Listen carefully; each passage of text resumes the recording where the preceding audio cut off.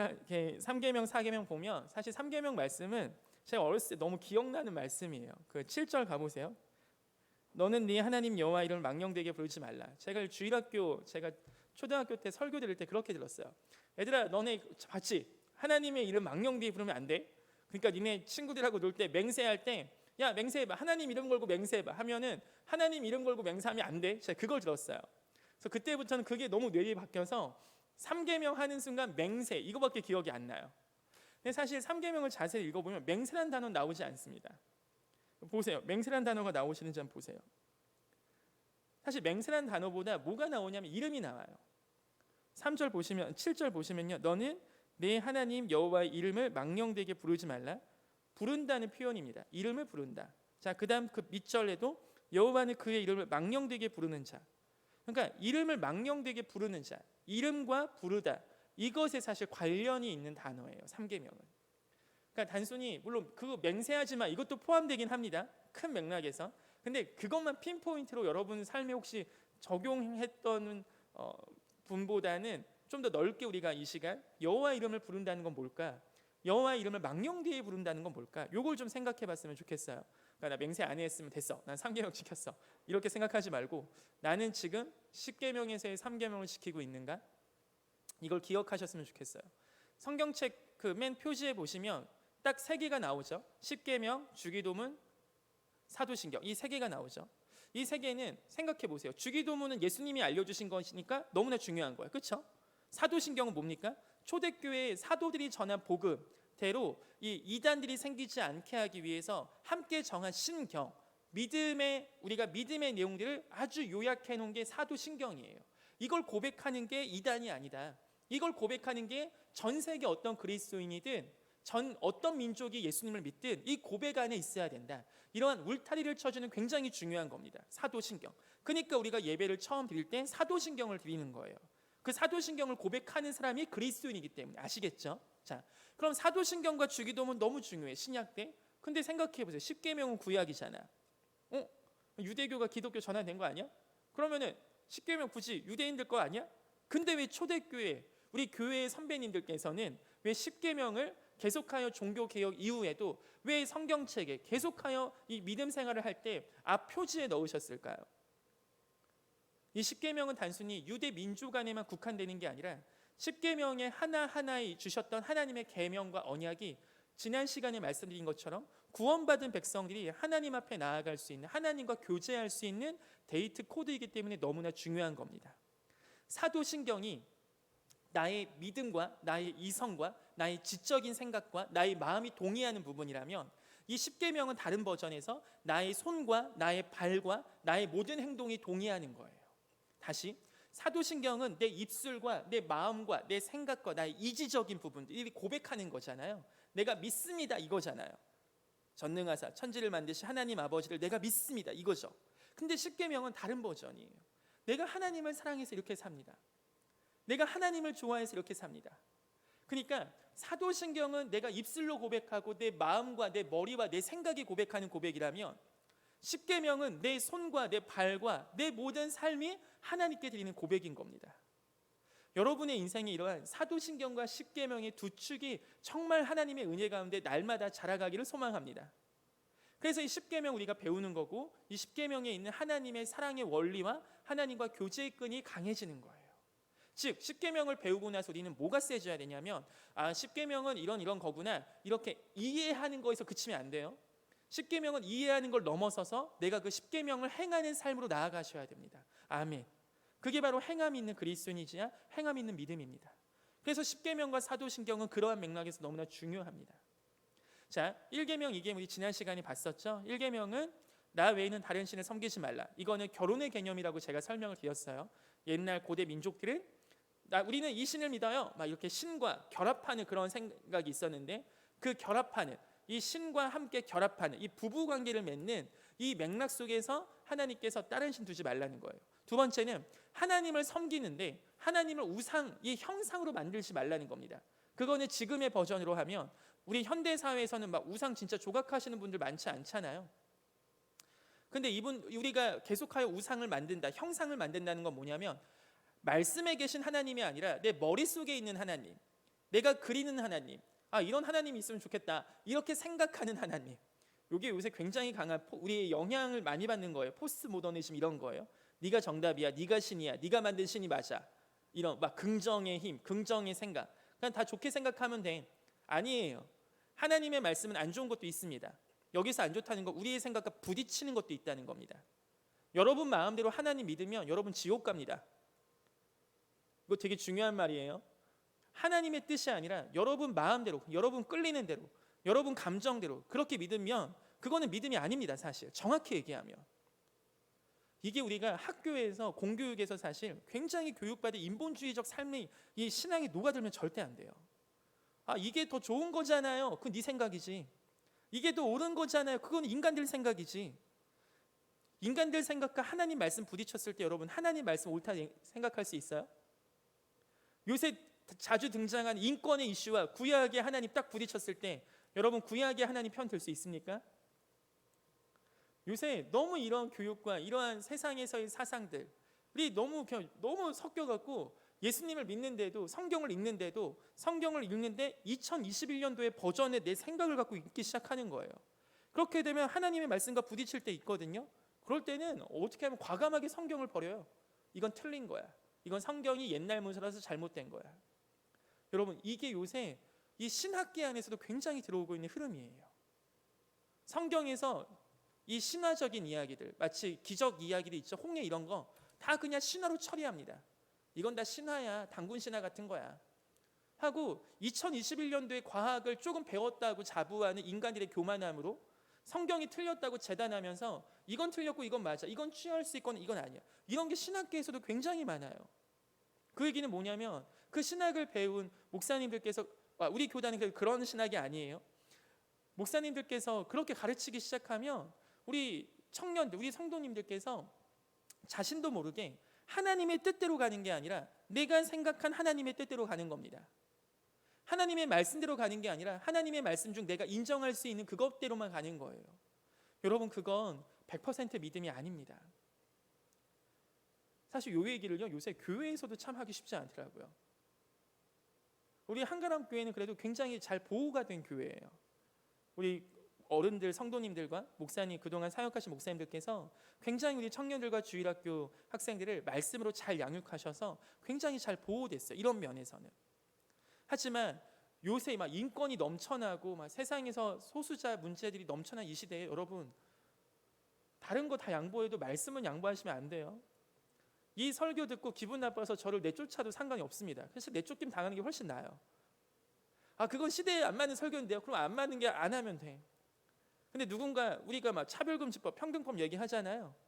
막 그런 거에서 다 통과돼서 이제 성경책에 이 본문은 설교하지 말고 이 본문은 설교해, 이렇게 얘기하면 본문에 설교하지 말라는 것만 설교해야 돼요. 그리고 그냥 잘리는 게 낫습니다. 여러분 진짜 이제 믿음 생활하고 교회에서 신앙 생활 하실 때 그냥 대충 하는 걸로 하면요 다 넘어가요. 다. 한가람 교회 청년들은 그러지 않으실 것 같아서 이렇게 강하게 얘기하는 건데요. 이 십계명을 우리가 묵상하면서 계속 좀 아마 제가 한 주, 2주 더 이렇게 나누고 계명별로 나눌 텐데 여러분 진짜 이 십계명을 묵상하면서 진짜 하나님의 말씀대로 사는 게 뭘까? 이 고민 앞에 계속 서셨으면 좋겠습니다. 여러분이 생각하고 여러분이 만들어낸 그 신 말고 그 하나님 말고 진짜 말씀에 계신 그 하나님의 뜻은 뭘까? 그것과 여러분이 계속 교제하시고 그 하나님이 여러분의 하나님 되시기를 기도합니다. 여러분이 표정이 안 좋아졌다고 제가 오해하는 거겠죠? 아닌 거죠. 네, 하나님의 평안이 여러분에게 있길 소망합니다. 자, 3계명은 뭐냐? 여호와 이름을 망령되이 부르지 말라는 거거든요. 여호와 이름을 망령되이 부르지 말라. 이것도 약간 비슷한 맥락에서 계속 흘러오는 거예요. 그 여호와 이름이 대체 뭘까? 이거 한번 창세기 가봅시다. 창세기 4장 26절 가보세요. 창세기 4장 26절. 자, 여러분 출애굽기 20장 그 6절 7절 거기 있는 여호와 이름 망령되이 부르지 3계명에 있는 부분에선 여러분이 창세기 4장과 연결시킬 수 있으셔야 돼요. 그래서 이런 게 항상 여러분 성경책에 쓰실 분들 써놓으시고 노트에 쓰실 분 노트에 쓰셔서 기록해서 항상 10계명이 성경의 어느 본문들과 연결되어 있구나. 이게 좀 더 연결되면 더 풍성하게 10계명을 묵상하실 수 있으세요. 4장 26절 가보세요. 제가 읽을게요. 셋도 아들을 낳고 그의 이름을 에노스라 하였으며 그때의 사람들이 비로소 여호와의 이름을 불렀더라. 아멘. 이름 부르는 게 처음 나와요. 그러니까 아담이 가인과 아벨을 낳았는데 가인이 아벨을 죽이고 가인은 하나님 앞을 떠났죠. 그리고 아벨은 죽고 어떻게 그 씨를 이어가냐 했을 때 셋이 등장했죠. 셋이 에노스를 드디어 낳아서 드디어 하나님의 계보가 또 이제 가기 시작하네 했을 때 했던 게 뭡니까? 여호와의 이름을 부른 거거든요. 요거는 우리의 말로 표현하면 예배하다입니다. 하나님 앞에 나아가다. 하나님 앞에 예배하다. 하나님 저 여기 있습니다. 그러니까 이 예배하는 거예요. 여호와 이름을 부른다는 건 사실 예배하는 겁니다. 즉 예배를 드리는 건데 여러분은 지금 뭘 하고 있는 거냐? 여호와의 이름을 부르고 계신 거예요. 우리가 하나님 아버지 부르지 않습니까? 하나님 우리가 여기 있습니다. 하나님 제 마음속에 주님 찬양합니다. 하나님 제 마음속에 오셨군요. 이 여호와 이름을 부르는 거잖아요. 하나님 하는 순간 여러분이 저를 부를 때 신은호 전도사님이라는 이름을 부를 때 저의 인격이 생각나시죠? 여러분의 직장 상사 이름을 한번 불러보세요. 생각해보세요. 갑자기 얼굴이 일그러지지 않습니까? 왜냐하면 그 이름을 부르는 순간 그 인격이 생각이 나거든요. 이름은 인격과 연결이 돼요. 제 머릿속에 소혜라는 단어가 생각이 나면 기분이 좋습니다. 왜냐하면 소혜의 이름 자체가 어떤 힘이 있는 게 아니고 소혜와 연결된 그 인격체가 제 마음속에 기분을 좋게 해주기 때문이에요. 즉 이름은 인격과 연결됩니다. 여호와의 이름을 부른다는 건 뭡니까? 예배한다는 건데 그 예배한다는 건 뭡니까? 인격적으로 만난다는 거예요. 근데 오늘 하나님이 이렇게 얘기하세요. 망령되이 부르지 말라고. 그런데 약간 재밌는 표현이 있어요. 뭐라고 하시냐면 여호와의 이름을 망령되게 부르는 자를 죄 없다 하지 아니하겠다. 그럼 죄가 있는 거야 없는 거야? 그럼 죄 있다고 하면 되는 거 아니야? 그 죄이냐? 그럼 되잖아. 근데 왜 죄 없다 하지 않겠다? 왜 이러실까요? 수사적 표현일까요? 여호와 이름 부른다. 뭐 생각나세요? 이스라엘 생각나시죠? 이스라엘 제사 잘 드리잖아요. 예배 잘 드리잖아요. 그런데 예배를 드리는데 이 10계명이 이 3계명이 또 얽혀 있는 이 3계명이 잘 안 지켜지는 가장 좋은 표본이 어디 있냐? 성경 구약의 끝인 말라기 가보세요. 여호와 이름을 부르는 것 시작은 창세기 4장이었어요. 여호와의 이름을 망령되이 부르는 건 뭐냐? 말라기 가보세요. 말라기 1장 12절 13절입니다. 말라기 1장 12, 13절. 그래서 출애굽기 20장 7절 그 10계명의 3계명을 생각하실 때 그 원조는 창세기 4장과 연결하시고 그것에 망령되이 부른다는 건 말라기 1장 12절과 연결하시면 돼요. 제가 읽어드릴게요. 그러나 너희는 말하기를 여호와의 식탁은 더러워졌고 그 위에 있는 과일 곧 먹을 것은 경멸이 여길 것이라 하여 내 이름을 더럽히는도다. 만군의 여호와가 이르노라. 너희가 또 말하기를 일이 얼마나 번거로운고 하며 코웃음 치고 훔친 물건과 저는 것 병든 것을 가져왔느니라. 너희가 이같이 봉헌물을 가져오니 내가 그것을 너희 손에서 받겠느냐? 이는 여호와의 말이니라. 자, 여기에 다시 보세요. 말라기는 어떤 상황이냐면 여러분 그 바벨론의 예루살렘이 망한 거 아시죠? 그리고 바벨론이 페르시아 제국한테 망했어요. 그래서 페르시아 제국이 그 고레스 왕의 이후에 정책이 뭐였냐면은 바벨론은 다 포로 삼아서 다 바벨론 데리고 갔거든요. 그 민족들 독립운동 못하게 하려고 엘리트들을 다 모아갔어요. 그러니까 다니엘도 거기 간 거예요. 바벨론으로. 그러니까 다 모아갔어. 민족에서 똑똑한 애들, 왕족들, 귀족들 다 모아다가 다 데리고 가서 바벨론식으로 개종시키려고 그렇게 이제 다 모아갔는데 바사 제국, 이 페르시아 제국은 어떤 정책을 폈냐면 걔네 그냥 귀환시켰습니다. 귀환시켜서 얘네를 다시 돌려보냈어요. 자, 얘네가 돌아오는데 이 돌아와서 유대 예루살렘에 뭘 했죠? 성전을 다시 재건하고 성벽을 지었죠. 기억나시죠? 자, 그것까지 좋아. 근데 하나님의 말씀은 다윗 왕국이 재건된다는 게 있었거든요. 항상 다윗 같은 위대한 왕이 나와야 돼. 다시 옛날처럼 막 이집트도 우리를 무서워해야 되고 옆에 있는 나라들도 우리를 무서워해야 돼. 그게 바로 다윗 왕국의 재현이거든요. 이스라엘 유대인들 머릿속에는. 근데 그게 안 오는 거야. 그 다윗 같은 왕이 안 나타나는 거야. 이게 지금 어떻게 되겠어요? 지쳐요. 하나님의 말씀 처음에 와 우리 성전 세워졌다. 다시 제사 드리자.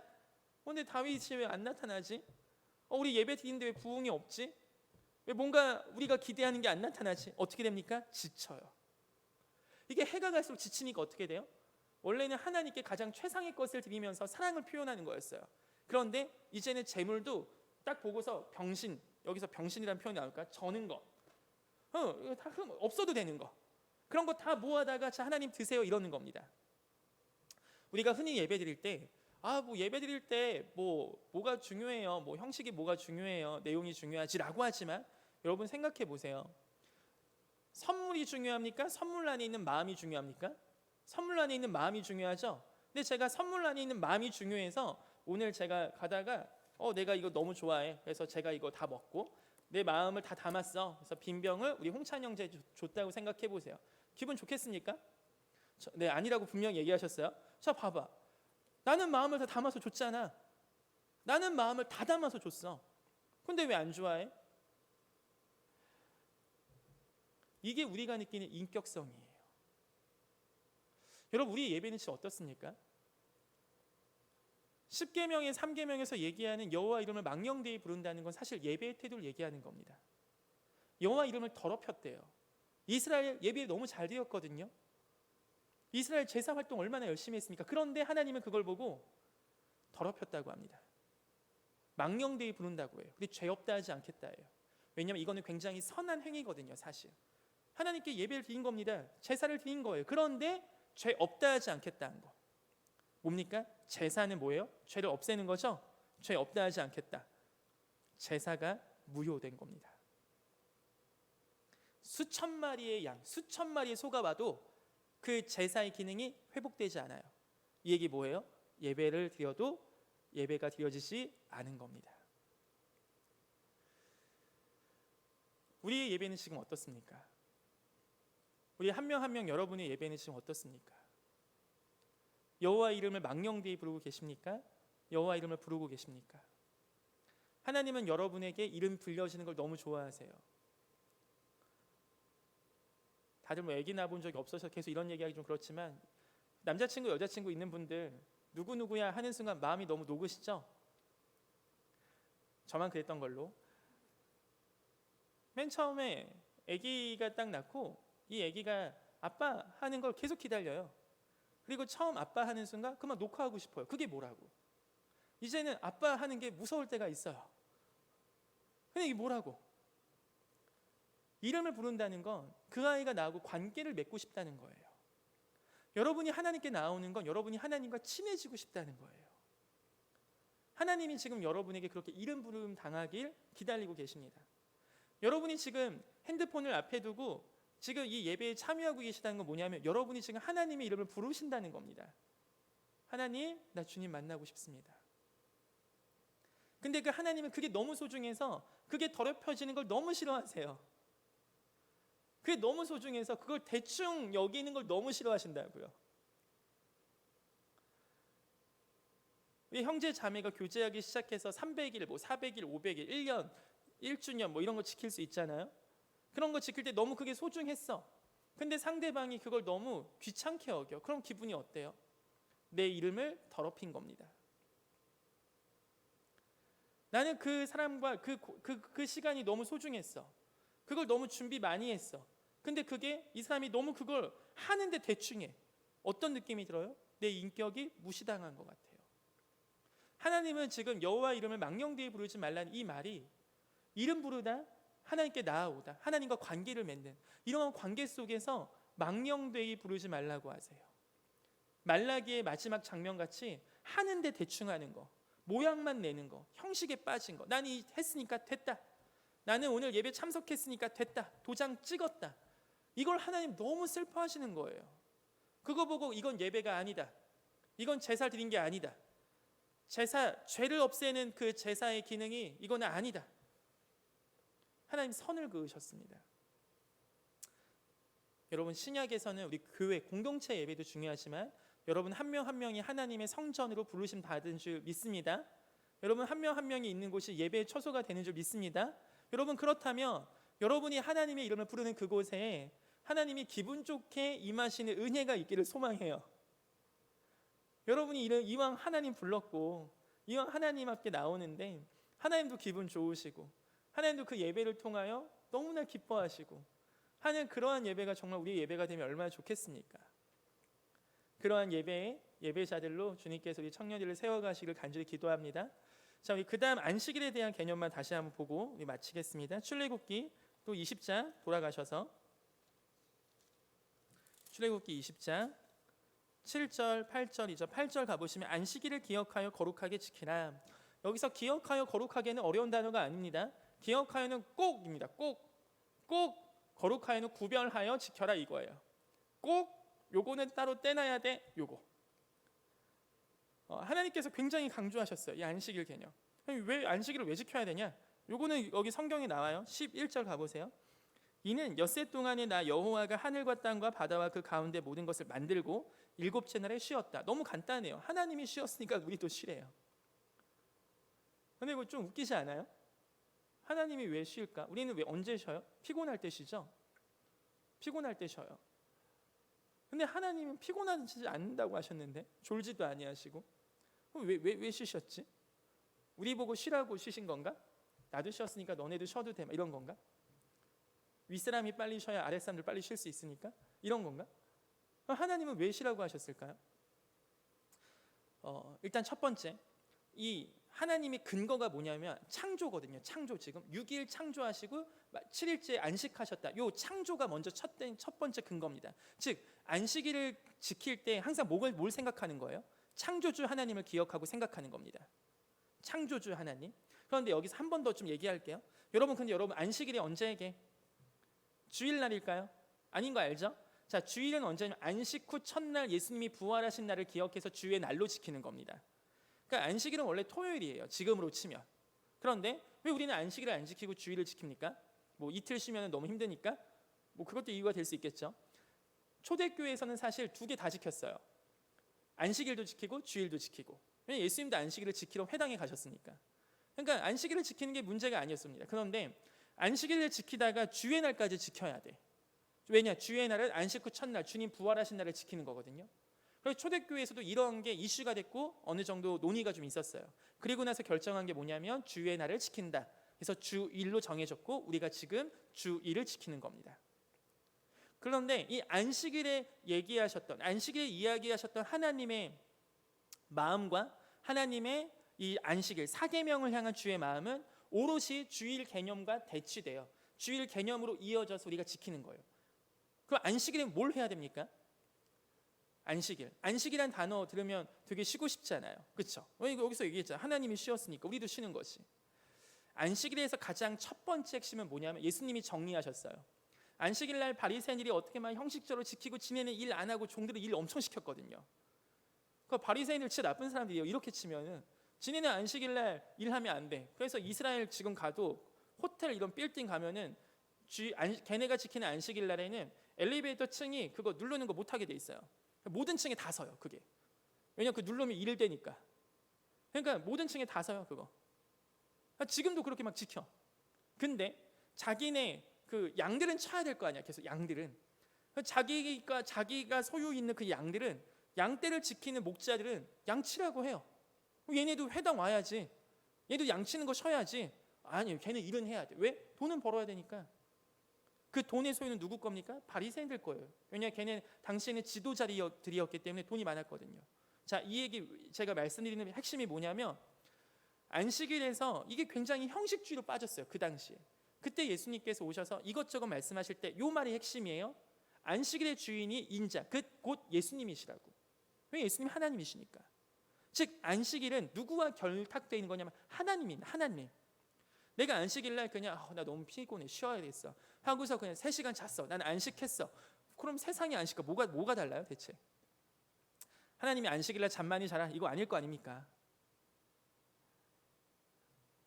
안식일 날 쉰다. 제가 이거에 대해서 되게 많이 고민을 했거든요. 쉬는 건 정말 뭘까? 네, 지난주인가? 막 밤늦게 또 일하고 딱 집에 가서 딱 왔어요. 그럼 저도 힘들지만 저희 아내도 그 소외 아기랑 4살짜리 딸내미 계속 본다고 힘드셨을 거 아닙니까? 그러니까 힘드니까 딱 제가 간 순간 이제 제가 방에 들어갔더니 방에 저희 아내랑 저희 아기가 누워 있었어요. 같이 있었는데 막 얘기하고 서로 놀고 있다가 제가 딱 가는 순간 저희 아내가 아빠 왔다. 엄마는 좀 쉬러 갈게 하면서 엄마는 거실로 나왔어요. 거실로 나왔고 그럼 방에 저하고 그 아기가 남았잖아요. 엄마는 쉬러 갔어. 그랬더니 그 저희 아기 소희가 뭐라고 하냐면 그럼 나도 쉬러 갈게 하면서 다시 거실로 엄마 따라갔어요. 소희는 그게 쉬는 거예요. 제가 그걸 보면서 저게 쉬는 거구나. 엄마랑 있는 게 쉬는 거구나. 쉬는 건 하나님과 있는 겁니다. 내가 지금 하나님과 있는 거예요. 뭘 하는 건 중요한 게 아니야. 뭘 하는 건 중요하지 않아. 하나님과 열심히 일하는 게 안식일 수도 있습니다. 하나님과 아무것도 안 하고 바라만 보고 있는 게 안식일 수도 있어요. 왜냐하면 소회는 엄마랑 하는 게 쉬는 거였거든요. 엄마랑 책을 읽으면 그게 쉬는 겁니다. 엄마랑 가만히 있으면 그게 쉬는 거예요. 누구랑 있는지가 중요해요. 여러분 오늘 안식하시고 계십니까? 이 얘기는 뭐예요? 하나님과 함께 계십니까? 전도사님 제가 교회 일이 너무 많아서요. 그래서 이 본문을 읽고 묵상하고 우리 청년들과 함께 나눌 때 되게 사실 청년들 보고 있을 때 짠한 마음이 있습니다. 왜냐하면 요새 일이 힘든 시기에 참 교회 오전부터 또 우리 교육부서도 섬기시고 또 코로나라 적진 않지만 성가대도 섬기시고 교회 곳곳에서 참 귀한 사역 하시는 청년들이 많으신데 뭐 식사도 사실 잘 못하고 1시 예배 겨우 지켜서 이렇게 앉아서 예배 드리려고 하는데 예배할 때도 항상 우리 청년들이 워낙 그 생각이 이 섬기려고 하는 생각이 많으니까 조명은 어떻게 해야 되지? 유튜브 지금 음질은 잘 나가고 있나? 자막은 잘 되고 있나? 반주 어떡하지? 이런 사실 예배 섬기는 생각이 되게 많잖아요. 그러니까 예배가 우리 청년들에게 자칫 섬김이란 단어와 이 똑같은 단어가 되면 어떡하지라는 생각이 좀 들더라고요. 예배를 딱 생각했을 때 섬기는 게 먼저 생각이 나는 거죠. 예배를 생각하는 순간 그 예배가 드려지려면 준비돼야 될 것들이 생각이 나는 거예요. 예배의 주인은 하나님이신데 어느 순간 우리는 맨 처음에는 하나님과 함께 섬겼지만 어느 순간 하나님 없이 하나님의 애들하고 잘 친하게 노시게끔 우리 후배들이 하나님과 만날 수 있게끔 나는 섬겨야지. 하나님 없이. 이게 사실 되게 귀한 마음이고 막 그런 청년들 보고 있으면 너무 안아주고 싶어요. 너무 축복해주고 싶고 정말 귀한 청년들입니다. 그런데 우리 하나님의 마음은 사실 우리 청년들 한 명 한 명과 같이 있고 싶어 하십니다. 이 예배가 우리 청년들에게 섬김의 시간이 아니라 회복의 시간이 되기를 간절히 기도합니다. 이 성일 형제님 지난주에도 얘기했지만 2주 내내 계속 했어요. 얼마나 피곤하겠어 우리 그 HYD에서 사역한다고. 근데 오늘도 우리 찬양인도 서잖아요. 얼마나 귀한 섬김이에요. 이 섬김 자체가 사실 너무 귀한 거거든요. 너무 귀한 거고 그렇기 때문에 우리는 성일 형제님을 위해서 더 기도 많이 해야 됩니다. 왜냐하면 성일 형제님이 수고하셔서 우리가 함께 찬양을 누리면서 우리가 함께 하나님 앞에 나아갈 수 있게 굉장히 좋은 도움을 주시는 거잖아요. 근데 성일 형제님 입장에 생각해 보자고. 성일 형제가 저한테 이제 항상 콘티를 먼저 보내줘요. 근데 어제는 토요일 날 보내주더라고 밤에. 그래서 죄송하다고 하는 거죠. 죄송합니다. 콘티를 늦게 보내서. 근데 제가 이해해요. 왜냐하면 보낼 시간도 없었고 맨날 그 꼬맹이들하고 소그룹 조장하신다고 너무 수고 많았어요. 애기들하고 놀고. 제가 이번에 성일 형제가 어린이 사역 전문가예요. 왜 우리 교회 유년부 초등부가 이분을 컨택하지 않는지 모르겠어. 애들 엄청 마음 잘 열고 성일 형제가 그 아이 상태 너무 정확히 파악해. 그래서 다가갈 때와 다가가지 않을 때 너무 잘 알아. 왜 이런 분이 유년부 교사님? 난 모르겠어. 어쨌든 하나님께서 성일 형제에 그런 마음을 주셨고 섬김의 절에 콜링하셨잖아요. 이 수아자매 지금까지 계속 반주 뭐 없으면서 수아자매가 앉아서 뭔가 하잖아. 이런 분들 위해서 우리 청년들이 기도 진짜 많이 해주셔야 돼요. 안 힘들겠냐고. 사람인데 한계가 있는데 그럼 우리가 얘기하는 겁니까? 야 너는 왜 그렇게 하냐? 너는 왜 섬기냐? 누려야지, 회복해야지, 안식해야지. 우리가 그 얘기할 자격이 있습니까? 이분들이 안 하시면 누가 해야 되는데? 맨날 회복만 하고 누리기만 하려는 내가 해야 되는데 나 대신 이분들이 하시는 거예요. 그리고 우리 이분들 위해서 기도 진짜 많이 해야 돼요. 하나님 그 시간이 섬김의 시간이 진짜 하나님과 함께 있는 시간, 진짜 하나님의 은혜가 있기를. 사역 열심히 하다가 지친 청년들 보이시면 절대 손가락질하지 마세요. 그러면 안 돼. 너 좀 쉬어야 돼. 뭐뭐 해야 돼. 이런 말 절대 쓰지 마세요. 그동안 우리가 안 했기 때문에 이분들이 하면서 지친 겁니다. 왜냐? 사람이니까. 우리가 그렇게 함께 서로가 격려하고 세워가고 서로의 일을 함께 하는 거예요. 우리가 그렇게 함께 또 지어져가는 청년들이 되기 원해요. 근데 어쨌든 요 제가 방금 한 이 메시지가 이 사계명의 핵심은 아니지만 이 사계명에서 어쨌든 하나님은 이 안식하기를 원하십니다. 우리 청년들이 이 예배를 통하여. 예배 끝나고가 안식일 수 있잖아요. 예배 끝나고 안식이다 드디어. 그거 아닙니다. 예배가 안식입니다. 정말 우리 청년들이 예배 때 안식했으면 좋겠어요. 우리 예배 때 특히 제가 우리 목자분들, 왜냐하면 예배 끝나면 조모임 어떻게 하지? 막 이거 고민할 거 아니야. 마음이 너무 아파 사실 그런 거 생각할 때마다. 예배 끝나면 임원들 광고 어떻게 하지? 그 광고 정리 뒤에서 하고 있을 거 아니야 지금. 너무 마음이 아파요. 그런 거 생각할 때. 그렇다고 뭐 생각하지 마. 빵꾸 나도 돼. 그럼 다른 분들 피해 보잖아. 그러니까 이게 되게 힘든 거예요. 그래서 오늘 이 예배를 어떻게 하지? 할 때 그런 생각이 들더라고요. 우리 이 시간에 진짜 아무것도 안 해보는 시간 가져봤으면 좋겠어요. 아무 생각하지 말고, 그리고 아무것도 하지 말고 우리 눈 감고 정말 하나님하고 같이 있는 시간, 하나님만 묵상하는 시간, 하나님께서 혹시 이 시간 나한테 채워주실 게 있나? 하나님 앞에 내가 지금 하나님께 고백하고 싶은 게 있나? 내 마음이 지금 혹시 공허한가? 하나님이 내 마음을 채워주시나? 어떤 임원, 목자 이런 거 다 내려놓고 좀 잠깐 우리 수아자매도 쉬세요. BGM 안 깔아도 괜찮아요. 정말 모든 공백 아무것도 없이 저도 지금 모든 스위치를 다 끄고 그냥 하나님만 생각하면서 그렇게 시간을 잠깐 보내면 좋겠다. 그리고 여러분의 예배가 그런 안식의 예배가 되기를 진심으로 기도합니다. 예배를 통해서 회복되시고 예배를 통해서 하나님의 은혜와 말씀이 여러분 마음에 일주일간 또 어려웠던 상처들, 또 복잡했던 마음들을 하나님께서 이 시간 이렇게 만져주시고 위로해 주시는 시간이 되기를 기도합니다.